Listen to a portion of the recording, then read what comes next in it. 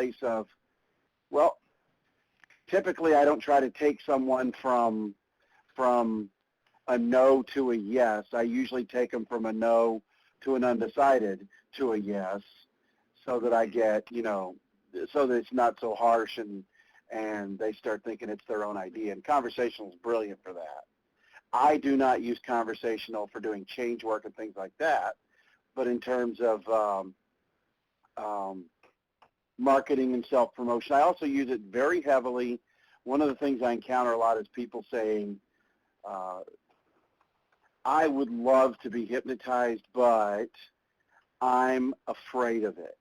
I'm afraid of hypnosis. So I use various conversational hypnosis language to shift them completely out of that, usually taking just literally less than a minute usually, because I almost always start with the same question, which is, and exactly how would you know if that wasn't true? Mm-hmm. Which if the person has just said, well, I'd like to be hypnotized, but I'm kind of afraid of it. Well, and just exactly how would you know if that wasn't true? Well, now they have to mentally step into the place where, it isn't true, so they can answer that.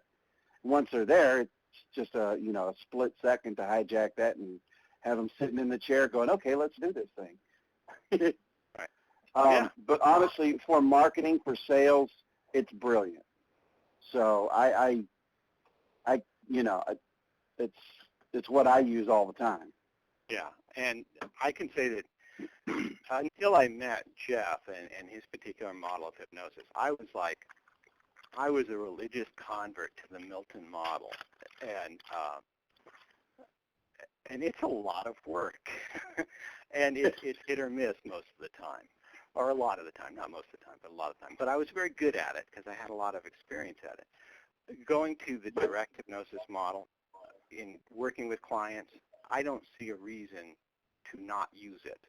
It's just too simple. It's incredibly direct.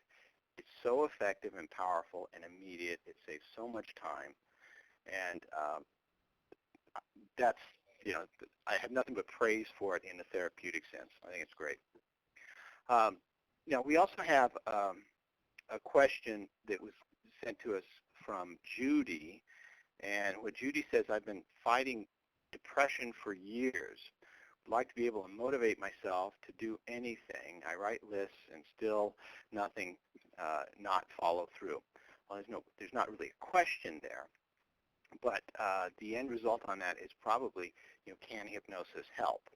My personal experience is I've seen some incredibly dramatic changes in people's attitudes and ways that they look at themselves. There is a process in Jeff's hypnosis model called the magic mirror, which creates for this subject an understanding that first, they're a good person, they're a strong person, they're beautiful inside and out, but that understanding goes so deep that they come out of hypnosis with a whole different realization of themselves. And so, yes, it does work with depression. It can work with depression, and I'm sure Jeff has had some experiences with that. So, is there anything Quite you a can bit, add actually. to that? Quite a bit? Well, in terms of depression, most of the time, even the people who say, I'm always depressed, will eventually, if you question them, admit that there are times when they don't feel as depressed. Or there are times when they feel quite normal, but depression keeps coming back. So I usually find the moment when, right before they know that depression, the moment they recognize it, and then I kind of get them to start thinking backwards, and I get them about a minute before that, and then I just use using very direct hypnosis.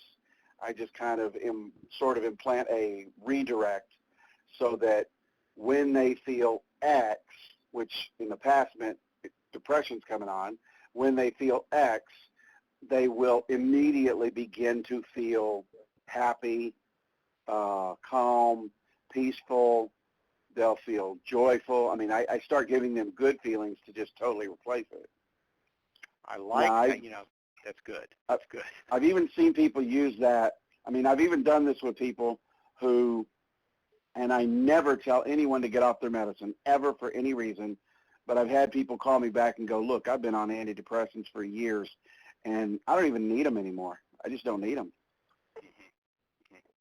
Absolutely. So I like that. It's sort of like a hypnotic swish pattern for those who understand NLP. Right, exactly. Yeah, does anyone here want to ask a question so far here? And again, if you're muted, press *6. Yeah, Dantalion, this is me because I just joined. I joined a little bit late. I want to ask you, like, how would you do? You talked about direct hypnosis. How would you do direct hypnosis? Like, what is the structure of your direct hypnosis? I can answer that. Jeff can answer it too. Direct hypnosis is there are two people, the hypnotist and the subject, and everyone, the hypnotist and the subject, agrees on their roles. The hypnotist gives instructions, the subject follows them. And that's it. I mean, of course, you're giving specific types of instructions, but it's different from the conversational type of hypnosis we were talking about. Now, I hope that answers your question. Yeah, but you said that they give them instructions, the hypnotist, and then the subject follows them. What if the subject is resistant or doesn't follow it? Then they don't get the result. I mean, the whole agreement, the whole agreement of being a hypnotist and a subject is the subject wants a result. The hypnotist has a process to give them that result, but the subject has to follow the instructions.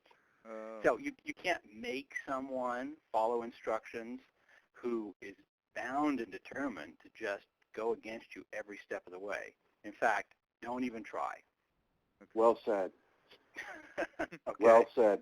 My perspective is this. Honestly, there's no such thing as a resistant client for me because I just don't have them. The fact is, we've had a phone call that first connected us. Hypnosis already started at that point. But we've had a phone call. We've discussed the issue, and you've decided that you do want to have an appointment with me. You come to my office. You put your money on my desk. By this time, you're not resisting. You're wanting what I have. There's no way you're going to resist. Why would you? That would be like walking up to someone and offering them, I don't even have a good metaphor for this. It's just absurd.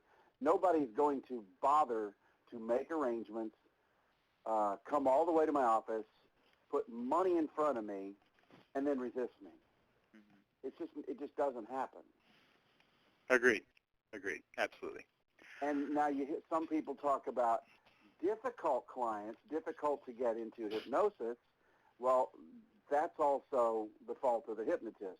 The hypnotist who knows what he's doing and knows how to mentally prep the client, which literally just takes a couple of statements and a couple of gestures, and bam, they're ready to do whatever you say so that they can have, because they're not coming to you because they want to experience hypnosis. They're coming to you because they have an issue and they want it gone, or they need something put into their life that they need done. So it's not a matter of, they just want to see if you can do it. Because if that's all they want, I don't charge. I say, well, come on over, if you want to find out. But honestly, by the time they show up, you can pretty much put anybody in hypnosis if you know what you're doing. Yeah. That is a really good, follows a very good question that was sent to me by Martin. And he said, how to recognize somnambulists in a restaurant or cafe and to hypnotize them quickly without an induction or the shortest form of induction. I'm going to let you talk about, let me give my response to that. A somnambulist is recognizable only in the context of hypnosis. Yes. So, in other words, they have to know what hypnosis is. Now, if you're in a cafe and you extend your hand to somebody and you say, hi, my name is Dantalion, I'm a really good hypnotist, and they have an idea of what hypnosis is, it's possible, maybe even likely, that I can just say sleep, and they'll droop down in their chair. Yep. In fact, I know Jeff has done that. Mm-hmm. But you can't just look at someone across the room without the context of hypnosis being there and say that person's a somnambulist. Maybe if they have this habit of gazing up into space and sort of going into this trance of internal, trans-derivational search of some sort regularly, maybe that's a good sign, but it's not a surefire sign. It is not a surefire sign. It is a good sign. If you see somebody who daydreams a lot, probably likely to be a somnambulist. If you see somebody who, let's say you're observing a conversation between 3 or 4 people, and one person appears to be a yes man, a suck-up, whatever you want to call it, a sycophant, that person is likely, very likely, to be a somnambulist because they mentally position themselves to be led. As long as you got somebody like that, it's almost certain that they're a somnambulist. But I am a strong proponent of the fact that, A, somnambulism isn't necessary for any kind of change work at all. It's a bonus if you get it just because it's more fun to play with. But honestly, you don't need it to do any kind of change work. I've done extremely complex change work without ever going through any real deepening procedures, but because you can do change work on any level. The only reason I go through the processes I go through is so that the subject has a really amazing experience of the whole thing. But the thing is with somnambulists, they're the kind of person you want to use if you're out there doing a demonstration of hypnosis so that you can, shall we say, promote your business. Right. Good. They're great Good for answer. that. Yeah. I have a great question that was sent to me by Ron Hedges, and I'm going to have to address this because it's about cults. Okay. Okay, you got it. He said, how much of Scientology is valid? And then he asked, is it an effective cult? And there's another follow-up question we'll ask later. Well, by valid, first of all, if you've ever studied it, and you can go on the internet and get all the information you want or need about Scientology. Valid in terms of, does it effectively help people? The answer is yes, sometimes. There are some techniques, some auditing techniques that do have really good results.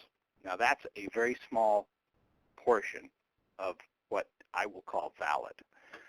The rest, that God is actually an extraterrestrial alien, that sort of stuff, sounds like BS. He also asked, is it an effective cult? You're going to have to define effective. Is it a beneficial cult? I don't think so. Some of its techniques can be useful.